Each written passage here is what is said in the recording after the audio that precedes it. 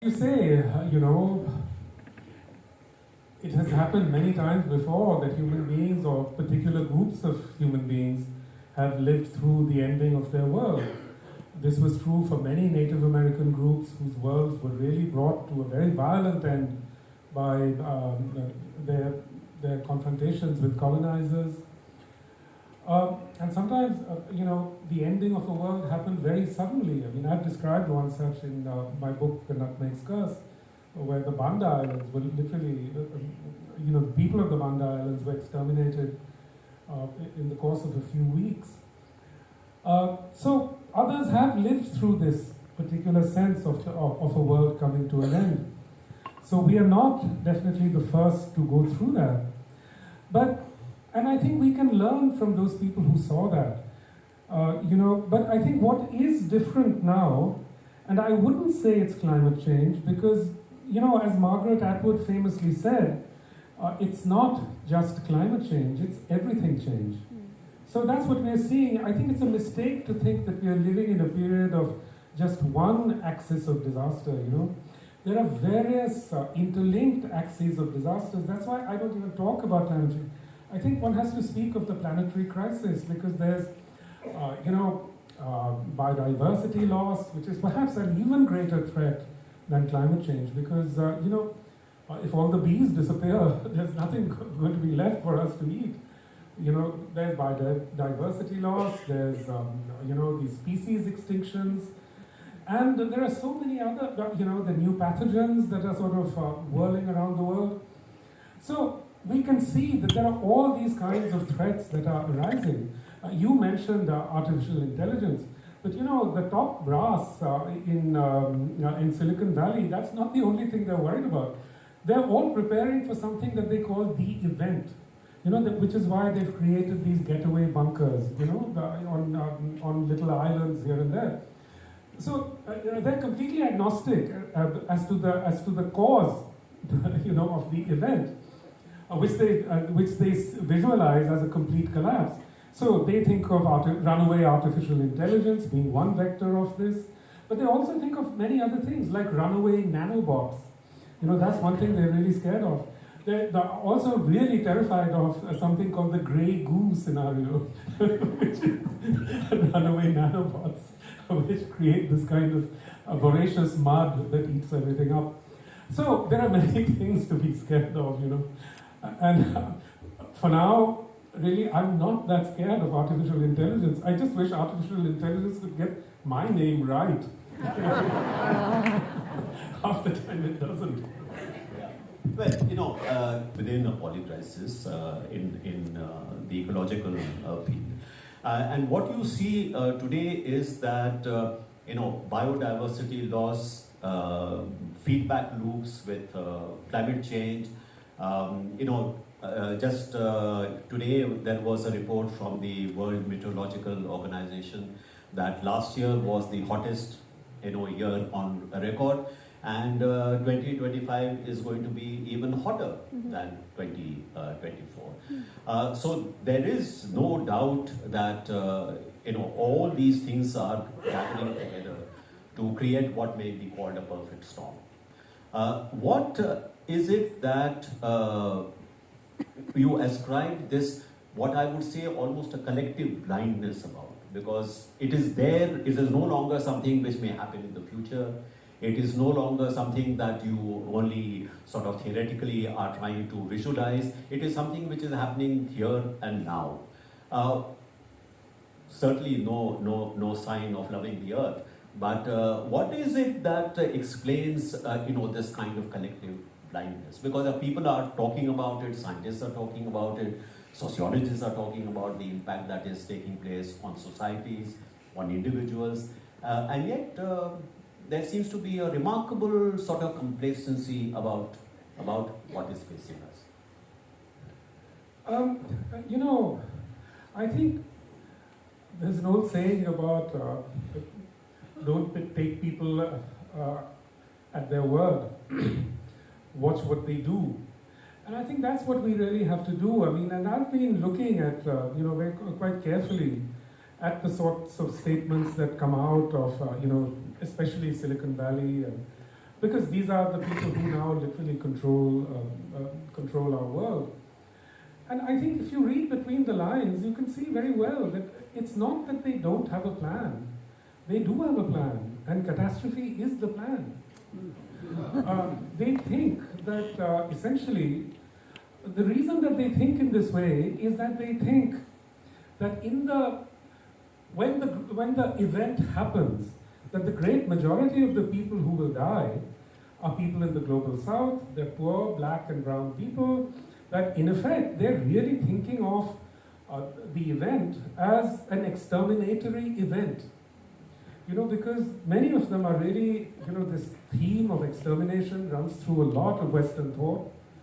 And I think what we are really seeing is, as it were, the re-emergence of a sort of exterminatory impulse, in this. So they really believe that, they're going to wipe half the world out while they're lurking in their bunkers. Then after, what they call a Malthusian correction, they'll come out and take the world over again. But I think this, what really fascinates me about this is the sheer childishness of this idea. Because, in the event of a global collapse, in the event of the collapse of all systems, who is likely to survive? I certainly don't think it's a bunch of people who are used to staring at screens all day long.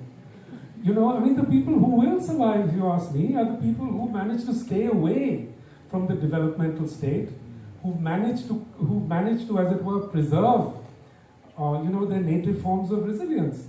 I really believe that. Yeah.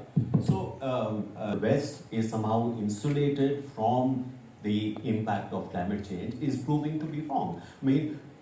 What better evidence do you need than Hollywood burning, in Los Angeles? Or what has happened before in, say, Australia with the large, tracts of forest just having been destroyed. So the sense that somehow, this is something which is a problem of the blacks and the browns is simply not true. And with respect to having the instruments with which you can perhaps, exterminate, if that is what is the aim.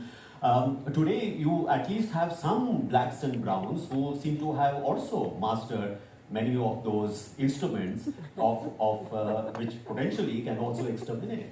So I'm not quite sure how this kind of a notion can in fact be sustained in Unfortunately, I think the elites of the global south have also completely adopted this ideology. They completely believe that the people, that they themselves will not suffer, whereas their poor Dalit countrymen and so on are the ones who are going to be wiped out.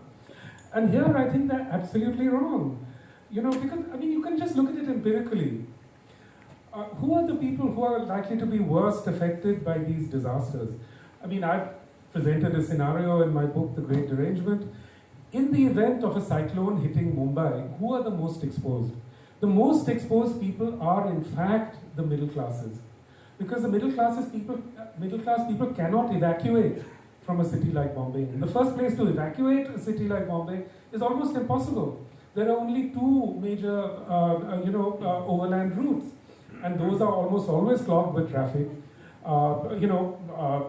Only a small number can evacuate by boat, but most of all, middle class people will not evacuate in countries like India or the United States, because your middle class person's entire being is wrapped up in their real estate and in their cars. So they can't, so we've seen this repeatedly in Houston, in Florida and so on, that most people refuse to evacuate. So let me ask what our ancient texts have talked about. Nature is not a dark force to be conquered and to be you're amused by the utter futility of this impulse. For at this very moment at which plural vision of the epics was being violently opposed, hundreds of new retellings of the epics in which the gods and heroes are presented in distinctly contemporary guises were rising to the top of the bestseller charts. So, Talking about it is Ramanujam and Ramayana. I actually see this as a matter of optimism. So many that versions. ultimately the drive to bring about homogeneity, the drive to put a monochromatic frame over what is immense plurality, is ultimately a fool's endeavor. And that is perhaps the best thing that one can hope as far as the future is concerned. Well, I hope you're right about that. I would like to believe that as well. But I must say that I've lost any faith, what you were saying before, that our culture can work to, as it were, serve as an insulating factor against other. The problem with this extractive capitalist ideology is that it spreads incredibly fast, and once it spreads, it gets very, very deep inside people. So if I think back to my childhood, it was ingrained in us not to waste things. I mean, if you left the fan going or the lights going, you were punished. We were always taught never to take, credit is the worst thing. I mean, you should never. And look at it now. I mean, I think young Indians, they have the same mindset as young Westerners. I remember when I first went to the United States, I would see a single person driving in a car. And I said to myself, this will never happen in India. If there's a car, there'll be 10 people in it. But it has happened, It's completely happened. Or if you think about, who are the people who are doing this incredibly destructive mining, Of course, there are the miners, but who are the people behind it? Most of the time, the vegetarians, who won't even hurt, an insect. So, in what way does the culture serve as an insulating force? I've lost any belief that I may have had in that. So, I really wonder why you said that this was a time of possibilities. I think if you have 10 to 15 minutes, can we take a few questions from the audience? I'll take 3 questions, and then I will ask Amitav to answer. Please state your